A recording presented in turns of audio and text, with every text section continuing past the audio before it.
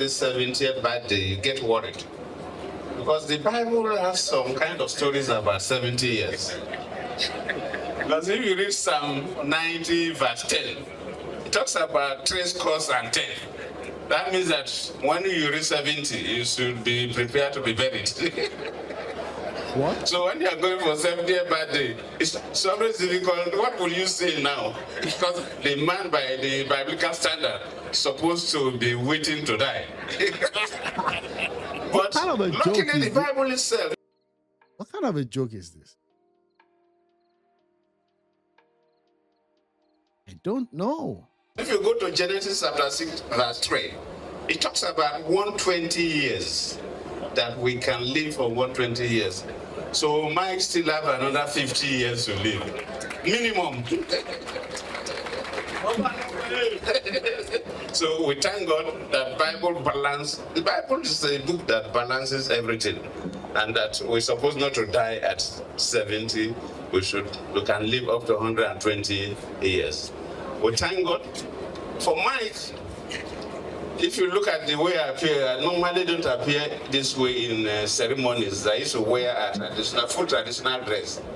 But I decided to appear like my friend from Access Bank this way, because to remind me of our days as a deputy governor, as deputy governor, because even my picture that he used for the program is the picture I took when I was a deputy governor. So he selected that picture when I was there. So if you look at, There's nobody in Nigerian politics been so lucky. I'm blessed like this guy. But unfortunately, it was all wasted. What did he do for all the years, 6 years he was in presidency? What did he really do? It was one that, had everything going for him. Deputy governor, the vice president, president, within a space of 4 to 6 years. But when he got there, it was a different story. The havoc that we're suffering right now, the pains that Nigerians are going through right now, I would say that the whole thing was set in motion under this guy. that face is much younger than my current face. But Mike is somebody that is difficult for me to place. As a human being, from my primary school to the tertiary level, and gotten involved in politics by divine providence, from deputy governor to the president of this country, post-presidency of today. It's one of the few friends I have that can give out their neck for me. Politics in the Nigerian standard is about betrayal. You find it difficult to see someone About betrayal. True. From one story to another, it's just a story and a film of betrayal here and there. somebody who will say the same thing in the morning and say the same thing in the afternoon and the same thing in the evening.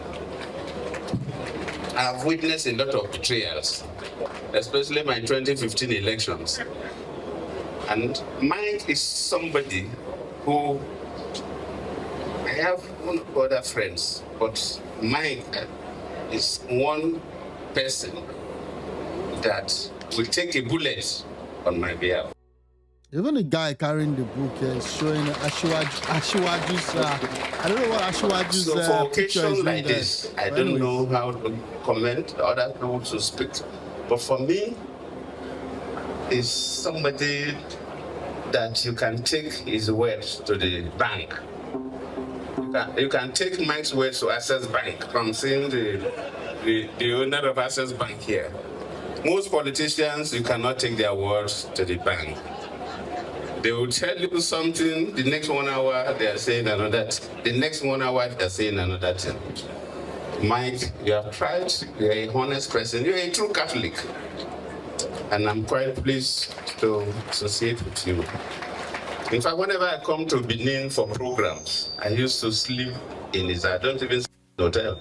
Though this time around, because the children, grandchildren, everybody came, so I said, okay, please, let the children and grandchildren take the house I'm in the hotel. But that's how close we are. Mike has been a good person, and for us to have the current Chief Justice of the state and about 3 former Chief Justices of the state here speaks volume. For us to have 3 former governors here speaks volume. And the caliber of people we see around here to celebrate mine speaks volume. I'm happy to have such a person as a friend, and I cannot say much, but all what I will do is, like my good friend Aswe Godalo is here, would have been a good governor of Edo State, but don't worry. Eh? So that's the reason for everything. Yes. And the deputy governor is here, so don't worry. God has a good reason for everything. Edo State is also. Okay, so that's it. Yeah, it was betrayed in 2015. He also betrayed Nigerians, right? Especially those that had their local government ransacked by the Boko Haram menace that happened during his watch. And again, that's what happens when you just get something without really being prepared for it. It wasn't prepared for the presidency, and the whole country paid for it dearly. We're still paying for it right now. Okay, we're still paying for it for all that happened during that time. It was quite unfortunate. Yeah, let's see this one, and then I'll queue this one. Let me add this to the queue. But like my second state after Bayelsa because of mine. Okay, so here he was trying to explain what happened to the 50 million. I know during my government there was this scandal, which was more political and those who read it. For example, the CBN governor, the head of my treasury, raised an alarm that we lost $49.8 billion between January 2012 and July 2013. That's the period of 1 year, 7 months. Okay. When you call $59.8 billion, just call it $50 billion. And it was surprising. And I don't think from the income, the oil incomes, I don't think when the IOCs, the operators remove their own and so on, what the government and cannot be up to that within that space of time. It's a lot of money. Later on, when there was so much talks about it, it changed it to 12 billion. Later, it changed it to 20 billion. So even the figures, though everybody talks about for the 49.8, but the 12 billion later mentioned and 20 billion later mentioned. The Senate has to investigate and using consultants. One of the senators is here, Senator Nenge, and they did not see the money. The government has to use PWD, PricewaterhouseCoopers, to audit. And PricewaterhouseCoopers said that NNPC cannot properly give proper account to about $1.48 billion. They queried that they did not say it was stolen, but in terms of documentation and so on, they couldn't give proper account. But the story is that under Jonathan, the country lost $50 billion.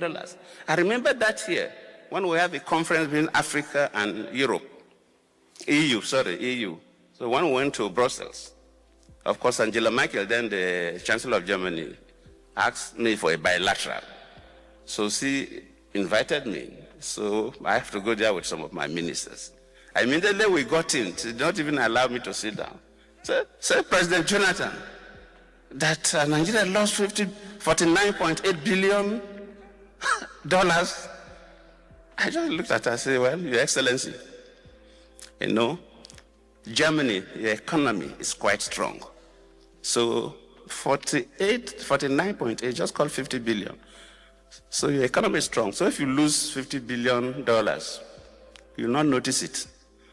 But in Nigeria, if we lose $50 billion, the federal government, the state governments will not be able to pay salaries. Yes. Wait, who are those clapping?